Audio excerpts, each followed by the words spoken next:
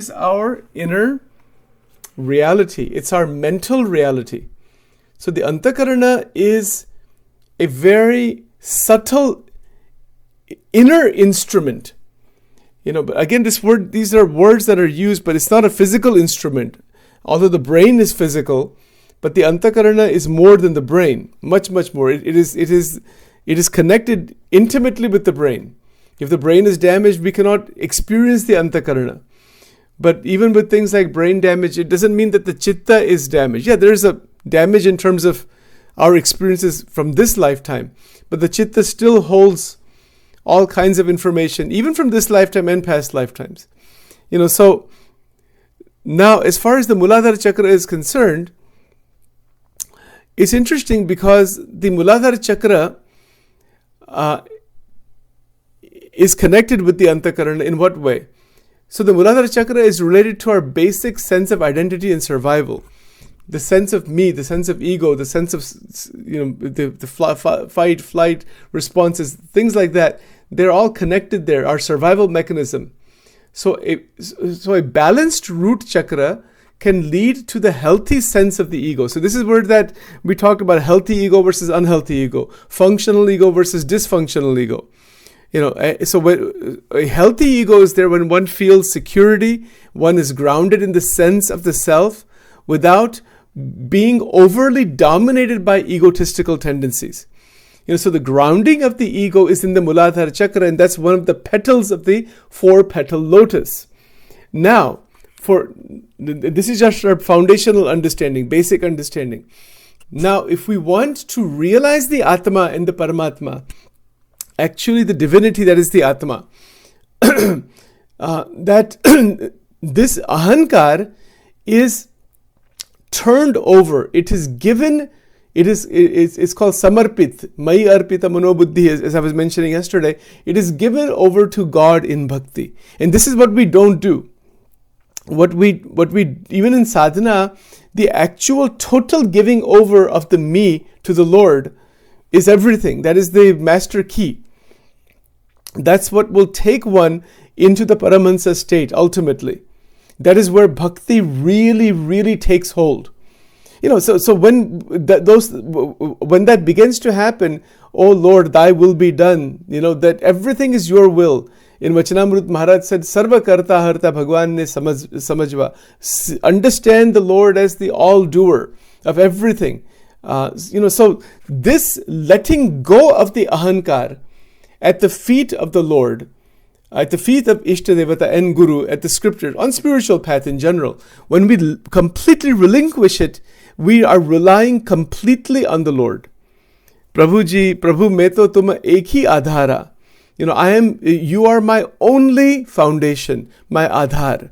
So see the word adhar there and muladhar. You see the connection there. That the Lord, that Bhagwan is adhar, meaning foundation. That my whole existence is only because of you. You are not there, I am not there. You're not there, nothing is there. This is bhakti.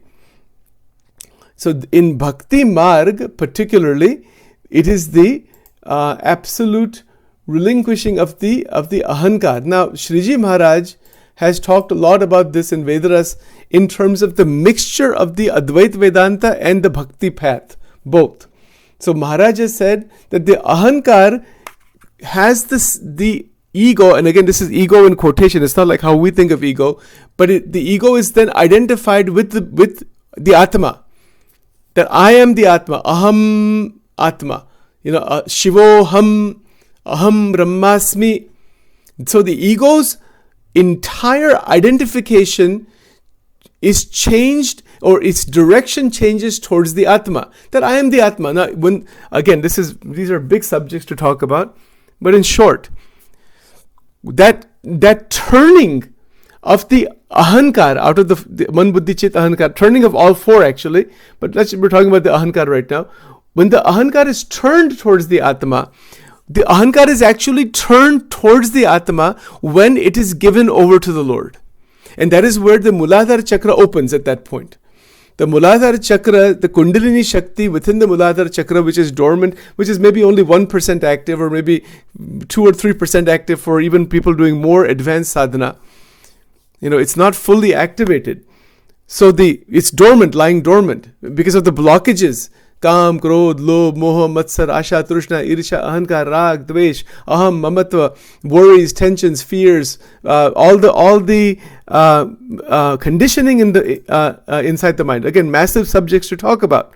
Obviously, there's a tremendous amount of conditioning inside the chitta. Because the chitta is what? That is where the storehouse is of all experiences.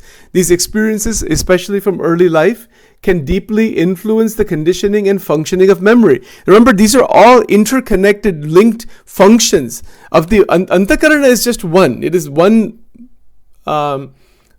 subtle layer of our being. I mean, it's not the spiritual Atma, but it is an evolute out of Maya, really. That is the Anthakarna. So in that there are these four functions: the grounding of the ego, the influence on the mind, the stability of the intellect, and the conditioning of the memory structure itself. This is all due to the stability of the root chakra. This is why we say develop healthy relationships, develop healthy connection with others, speak good words. All the values we talk about, values, ethics, morality, axiology, study of values. What is that? That is to harmonize and stabilize the good quality function of the Muladhara before it opens, actually. And again, now connected to this, there are hundreds of ideas. I'll try to present some of them.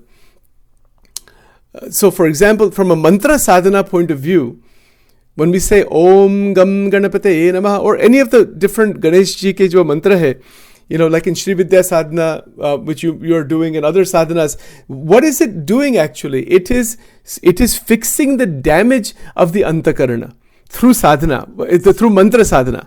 Why is that? Because the mantra is a stabilizer in terms of the energy that has become already active within the Muladhara chakra. And the imbalance in the energy that in the Kundalini Shakti that is already active, the part that is active, most of it is dormant, but the imbalance in the active part is the cause of the mind-body imbalance, mind-brain imbalance, and hence you have all the DSM-5 and ICD-9, 10, and all these diagnoses are the result really of this energy imbalance. So that's another way to understand this in a little bit more depth. Now we can also say that the Muladhara chakra, it is a metaphysical chakra. There's an incident in Vachanamrut, Garada Pratham 25, and I will cover this in more detail in the Vachanamrut recordings. There's a devotee of Shriji Maharaj, a female devotee, and her name is Ladki Bai. That's her name. She was Samadhi Nishta. She was so devoted to Maharaj and devoted to God in her sadhana, and there were many devotees at that time. They could go into Samadhi at will. But there's an incident that happened where this Ladki Bai, she is going into Samadhi and she says, I'm burning. This exact thing is written in Vachanamrut. So Maharaj says that you're not burning, you are that luminosity. You are that extraordinary divine light, Divya Prakash. It's really, really amazing incident is described there.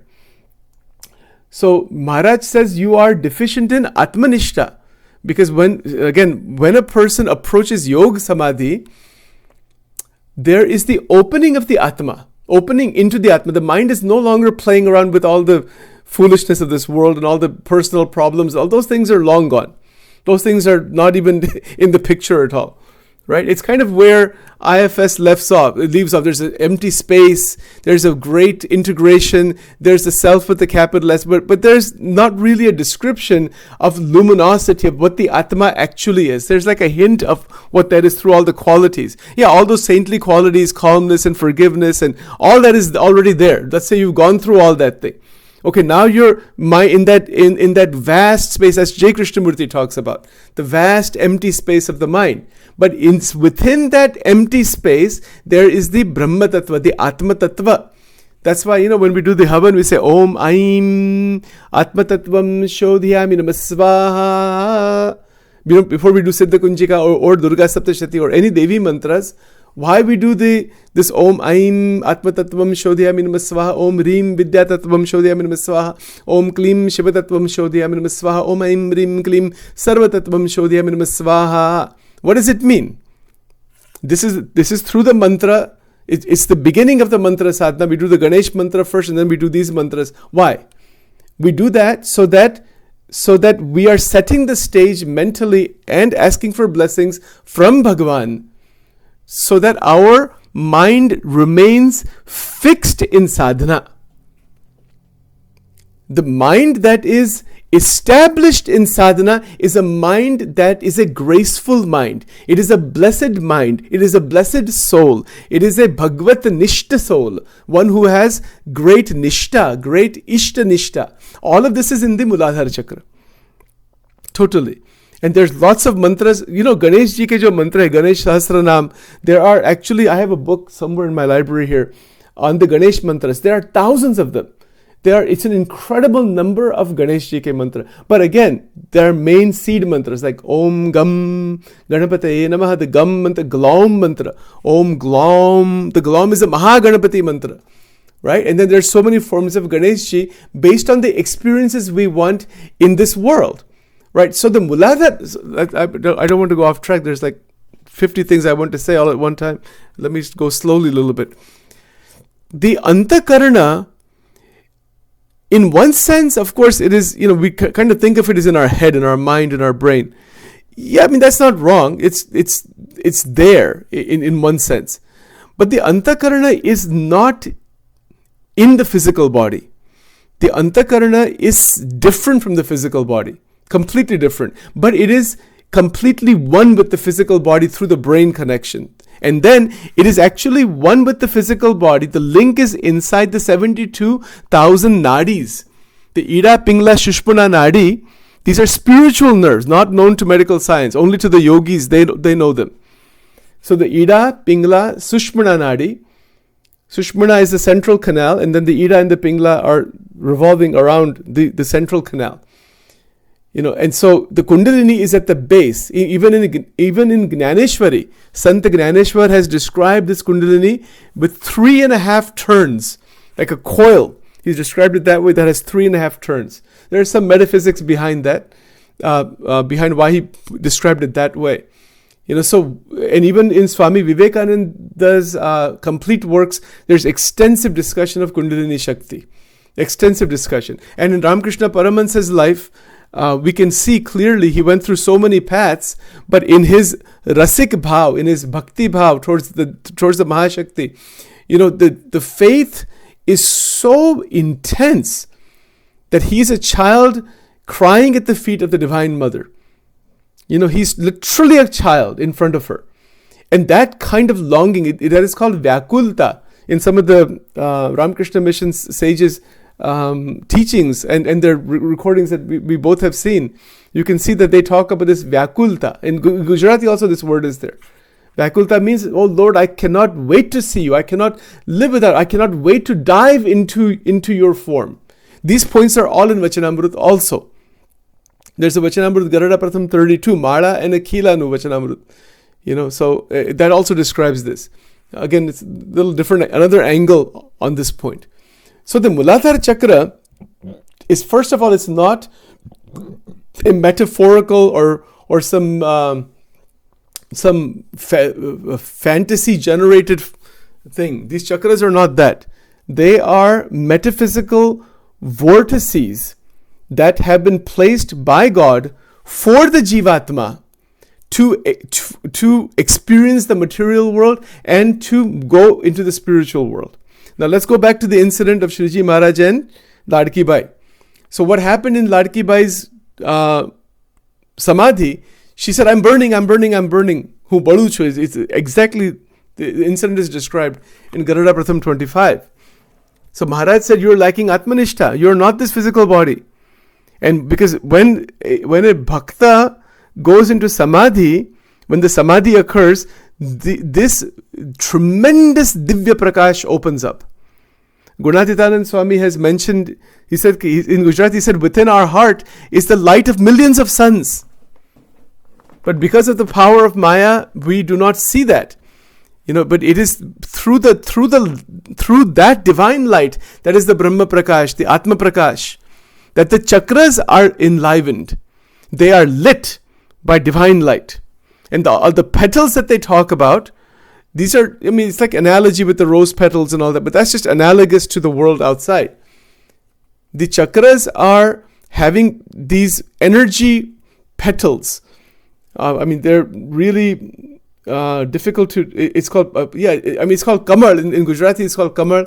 So it is a lotus. But just like how you have lotus outside, they have to describe it somehow. That's the reason why they use the word lotus. But it's a chakra because it's spinning. It's a spinning lotus. And if it stops spinning, then we're dead. There's no life at that point. If the Muladhara chakra stops spinning, we're finished. So the Kundalini is the Mahashakti. What is that Kundalini? That is power, Shakti. Gyan Shakti, Icha Shakti, Kriya Shakti, Swarupini.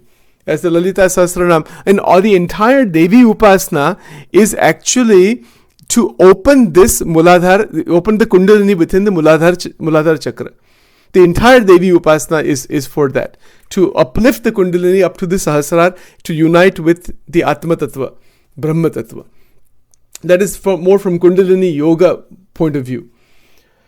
All right. Let's see where to go with this now. There's so many ways to go with this. So, when Ladki Bai is going into Samadhi and she says that I'm burning, Maharaj is saying Maharaj is of course more powerful than her. She's just getting some glimpse of this. So Maharaj knows exactly what's going on. He says that I'm going to place you, then Maharaj places her in Samadhi. She gets out of Samadhi, then Maharaj says, I'm going to place you in Samadhi. He places her in Samadhi and she says, you go to the Muladhara Chakra. You'll go to the Muladhara Chakra, you'll see the form of Bhagwan Ganesh Ji there. So Ganesha is the deity of the Muladhara Chakra. It's not some hypothetical, fanciful, imaginary, anthropomorphic idea. No, that's not what it is. That Paramatma is manifesting as Shri Ganesha inside the Muladhara Chakra. And he said, you go into the Muladhara Chakra, and when you go into in your consciousness, your mental consciousness gets absorbed inside the Muladhara Chakra, that chakra will open and you can see your Atma, who you are, through the Muladhara Chakra. So actually, all of these chakras are doorways into the Atma. But they are doorways into many other regions, many other siddhis and other dimensions of the Brahmand also. But Maharaj took her directly from the Muladhara Chakra, through the Muladhara Chakra into the Atma Tattva, because the Atma is the divine light enlivening all the chakras in the nadis. So the Atma is our actual form.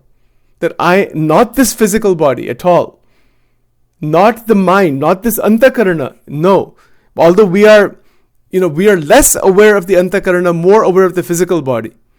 But physical body and the Anthakarna, the subtle body, and then the energies within are needed to experience Mahamaya, are needed to experience the causal body's impact, the causal body's expression. So when the Muladhara opens up, there is divine light in Samadhi. It is Turiya Avastha. So I'll just share something about myself. I hope you don't mind, but I'll just share it this way, that over the last many years, that divine light has opened up on many times. It happens when there is bhakti. When there's like an unbroken akhanda vritti, as Maharaj said, a point comes where the mind is no longer playing with the content that is inside the Anthakarna. It just leaves it alone. There's a massive stillness. And because we are worshipping God by Krupa, that Divya Prakash, that flash opens up. Yes. And in Sachin's life, over the years, that has been, we can say experience, but it's not the right word. It's more like a revelation that, this is me. But it is so intense. It is something that is frightening, actually. Frightening because we are in the body consciousness. So Shriji Maharaj is saying you are lacking Atmanishta. Atmanishta is the belief, the strong mental, psychological belief that I am the Atma. So Maharaj said that Atmanishta is necessary even for one who is going into Samadhi. Otherwise, you'll get frightened. You'll get, so what is this? What is this divine light in these chakras? And some new reality has opened up completely. It's totally unknown. This is what J. Krishnamurti talks about, the unknown. So it's frightening. It's not part of the known. It's not like having just a spiritual dream or like that. That's also great. But these things are metaphysical, highly mystical, highly metaphysical. And when that happens, one has to have developed Atma Nishtha, Swarup Nishtha, Bhagwan ki Nishtha to handle what is in Samadhi. Because in Samadhi, you start seeing all kinds of metaphysical phenomena and you cannot maintain your patience. Your mind is no longer active in its usual way. It is evolved into some different kind of mind altogether. And that kind of goes, by the way, back to a lot of the Aurobindu's teachings on the superhuman and stuff like that, because he had realization of the Atma. So to understand this more intellectually, his words are, and his books are very good to understand this, and Vivekananda Swami's also. They are extraordinary to explain, to understand this in much more intricate detail. Now, along these lines, further, what we can say is that when the Anthakarna is purified, so there is so much purification of the Anthakarna, because without the purification of the Anthakarna will not be accepted by God. This is from a upasana point of view. Bhagwan ashuddha man ko svikar nahi karte. Bhakti svikar karte, any kind of bhakti, but the mind, it will not connect with God because it's connected with our own pollutants from inside. So the mind has to be purified by 9 forms of devotion. The Navavidha Bhakti, Navdha Bhakti, that is a purifier for the Anthakarna. Anthakarna is polluted for most people, unfortunately. In so many ways. I won't describe that too much. But the relationship with Muladhara Chakra is of most importance because there is a stability that is needed first. It is with that stability, then the ego, the ahankar, manas, buddhi and chitta are all 4 given over to the Lord. Now, how are they given over? What is the process of giving over? Big subject, very big subject. But in short, we can put it this way. Ahankar, we can say, oh Lord, I am yours and only yours. The ahankar is given over that way. The mind is given over to the Lord by the sankalpa vikalpa shakti, that the sankalpa vikalpa is all related to Bhagavan. That is akhanda vritti. That is that. So akhanda vritti really means all 4 of these are linked with Paramatma. Then the buddhi is given over, that the buddhi has nishay. Buddhi has 4 functions. Sanshay, nishay, smriti, nidra. So that nidra transforms into smriti. Smriti means what? There is continuous, unbroken contemplation, manana chintana, nididhyasana. It is nididhyasana that goes on in the buddhi. That is akhanda vritti in the buddhi. You see, so the buddhi has these 4 functions, right? So smriti, nidra, sanshay, nishay. Sanshay means doubts. All the doubts disappear. Is there Atma? Is there Paramatma? Is there this? All doubts disappear. Sanshay Atma vinashyati, as the Gita says. So Shraddha develops. Doubts disappear. Shraddha sarvesham mata, satsangi jivan. So Shraddha is the mother of all the development towards realization. Shraddhavan labhate jnanam, the Gita.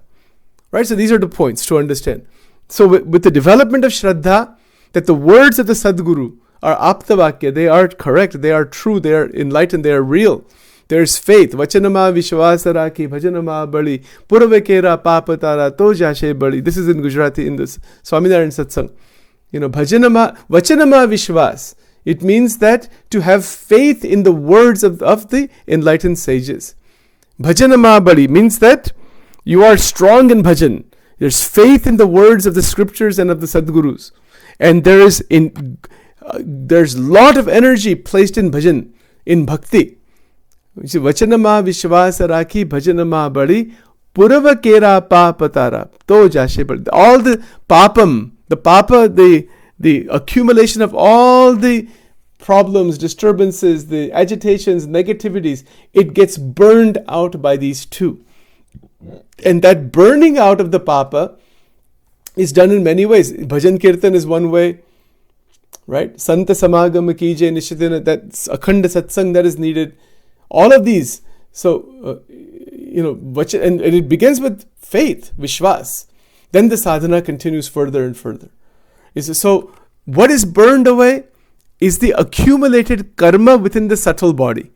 It's burned away, and it is burned away by the Kundalini itself. The Kundalini Shakti, that is the Mahashakti, the Mahadevi, she burns away the sanskaras by different paths. That's what, we talk about the 10 Mahavidyas, no Durga. Again, big subject, very big subject. But in essence, we can say that is the Kundalini that awakens, that burns all of these disturbances away. And from that, divine experiences begin to occur in this world, meaning that the issues of this world are taken care of. Yoga kshema vaham viham. The difficulties on the spiritual path are all left aside. The bhakta is given the opportunity for akhanda vritti. Things are taken away. They have to be taken away for that akhanda vritti to occur. Otherwise, it's like this. There's a statement in this Swaminarayan Satsang. Samjo, that is, what is this? Samji muko to saru ghanu, nahi to muka vishe jamaji. There is two ways that the obstructions are removed. God removes them because you're not ready to let them go, but you're a devotee, so He will create some situation like it kind of happened in my life in many ways, and then it puts you back on the track that you were on originally towards moksha. That is one way. Another way is that a person through jnana, wisdom, satsanga, goes towards that path and lives a minimalist, very simple, very, very evolved life from within. That is the best thing. But everybody's journey is their own. But Bhagavan keeps resetting the sadhaka's life, just like Sriji Maharaj did with Ladki Bai. So he reset what was going on inside of her, so that she could actually realize the Atma Tattva. And he said that your name Ladki, this caste you're part of, and this is all false. Maharaj is saying none of that is true. What is real is the Atma and Paramatma. That Brahma Tattva is real. Realize that. So this is called Yog Samadhi. It is a type of a Nirvikalpa Samadhi. So when you are completely in that state. Gnan Samadhi is another way. We're living in the world, but with Gnan Samadhi. That's kind of mostly the path most people follow. So there's a lot more to be said about this. It's like an endless subject. There's a heck of a lot of different points here. But couple of the other things to keep in mind. Just some additional connections. That in yogic practice, balancing and harmonizing the Muladhara Chakra is often seen as essential for the overall development and balance of the Anthakarna. See, these are 2 points. The Anthakarna has to develop further. This is our mental development. This is why even with kids and adolescents, why they should do Namah Shivaya mantra. They sit for dhyan. They sit for puja, archana. They do some spiritual practices. They keep things very, very, very, very balanced in their life. They have respect for parents. They have a love for Bhagavan. What does that do? It allows for the Anthakarna to develop further. Because mind is it's not some static phenomena. Mind has to develop and grow.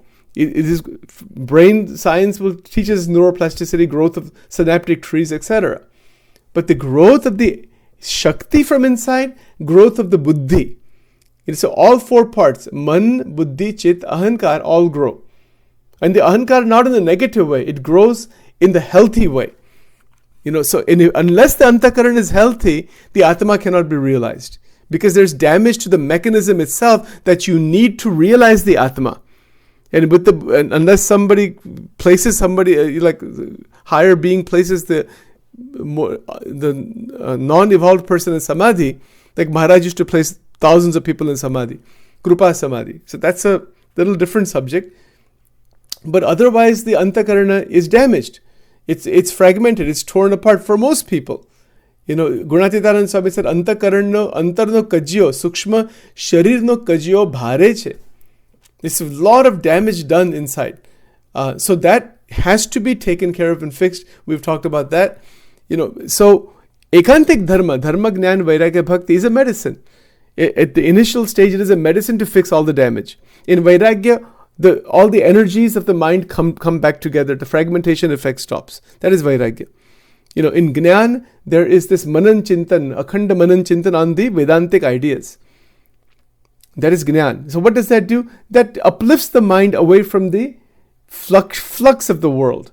And we can see that substratum behind. Dharma is the ethical guideline, rules and regulations that to regulate one's body, mind, etc.